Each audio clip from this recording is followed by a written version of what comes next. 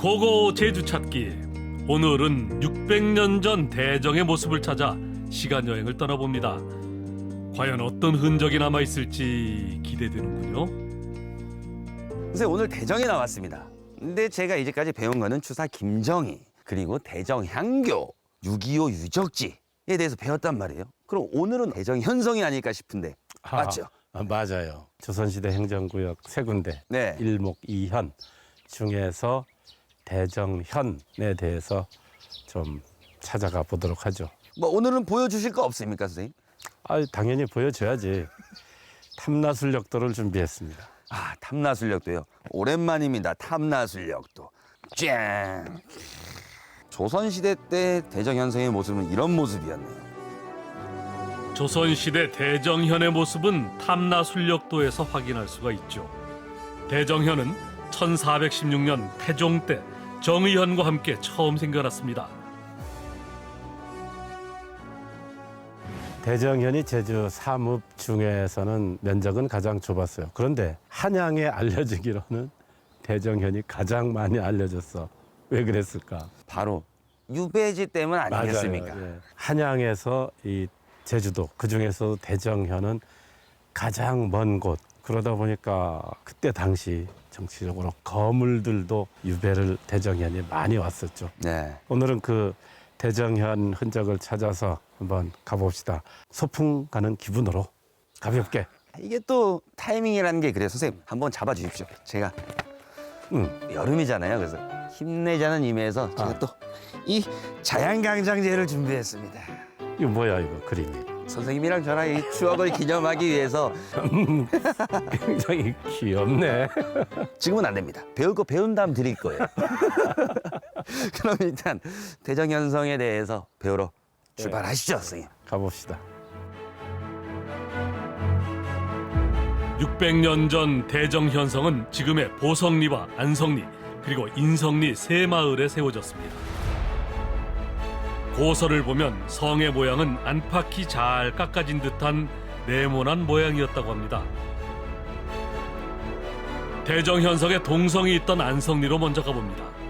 마을 군데군데 복원된 성곽이 남아있는데 덕분에 조선시대 제주 서부 지역 행정의 중심이던 대정현의 모습을 느낄 수가 있죠.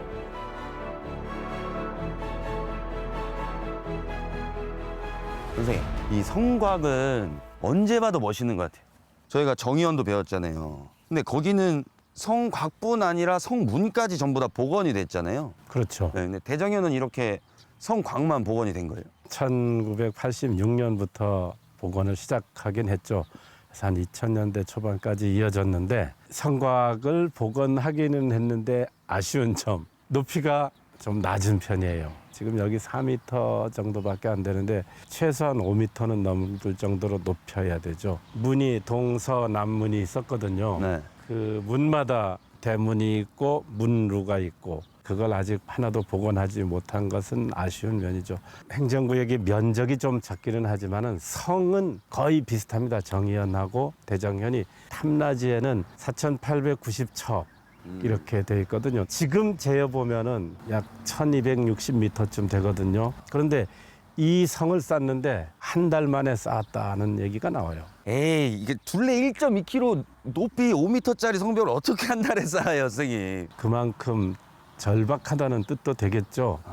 예, 제주도의 그 시기는 외구도 많이 들어오던 시기고 또 외구 방어하기 위해서는 성벽이 튼튼해야 된다.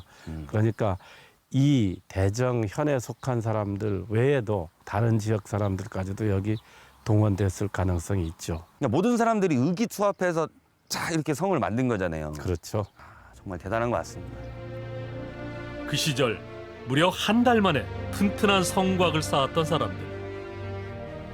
마을 사람들의 염원으로 쌓아 올린 이 성곽은 당시 성의 축조 방식을 볼 수 있는 귀중한 유산입니다. 후대에 남길 유산인 만큼 문화재로 지정됐죠. 성원 씨, 아까 그 성문이 복원되지 않아서 네네. 아쉽다는 말을 했잖아요. 그럼요. 근데 그 아쉬움을 조금은 달래줄 수 있는 것이 남아 있긴 하죠. 역시 선생님. 뭡니까? 저 바로 보이잖아요. 네, 저 보여요. 돌하르방. 아하, 이 돌하르방이 조선시대 대정현의 문지기들이군요. 조선시대 제주 읍성 입구에는 전부 이렇게 도라르방들이 딱 지키고 있다 했잖아요.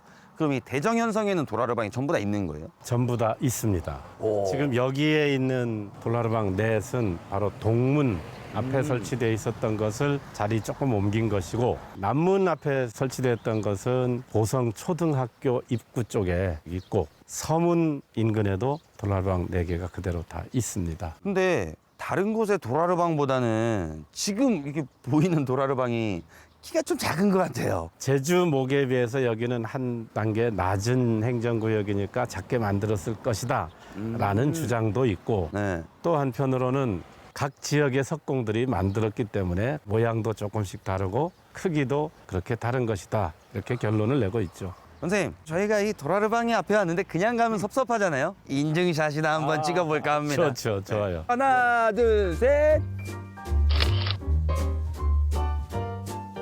수백 년 된 돌하르방과 인증샷도 찍었겠다.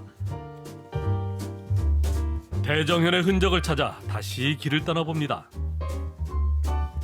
그런데 마을을 꽤 걸었는데 성곽과 돌하르방을 제외하고는 대정현성의 흔적이 도무지 보이지 않는데요. 선생님, 저희가 성곽도 보고 돌하르방도 보고 계속 보고 다니고 있어요. 예전 대정현성에 있었던 그 건물들이 안 보인단 말이에요. 이 탐나술력도 봐도 이 건물들이 있는데. 건물들이 많죠. 현감이 근무하던 동헌, 어변청, 객사, 향청, 군기고, 관청 이런 건물들이 아주 많았는데 이게 18채나 됐대요. 여기 보성초등학교 자리에 동헌 건물이 있었어요. 근데 그 동헌에 있으면은 말을 타고 내리고 자꾸 해야 되니까 여기 지역 사람들한테 전해오는 말로는 여기 남아있는 돌이 말을 탈 때 받침돌로 썼던 것이다.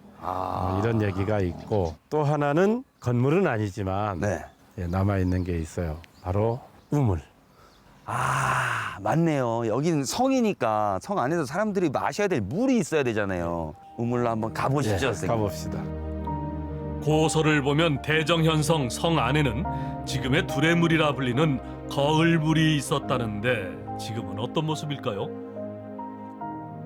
여기가 조선시대 대정현 사람들이 식수로 썼던 두레물이에요.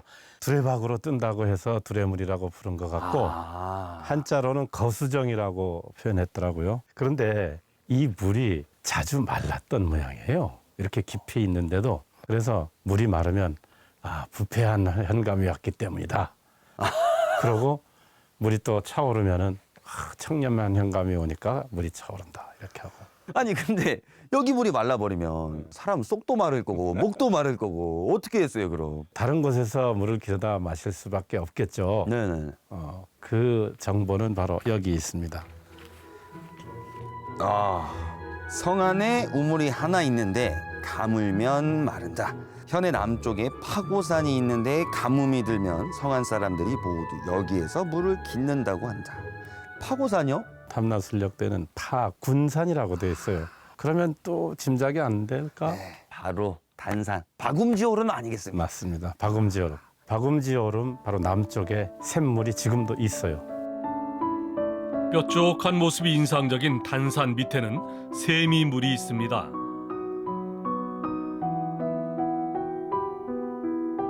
이 귀한 물은 그 시절 가뭄이 들면 대정현 사람들의 중요한 식수였죠. 운물에 얽힌 이야기를 들으며 향한 곳은 남문지 못인데요.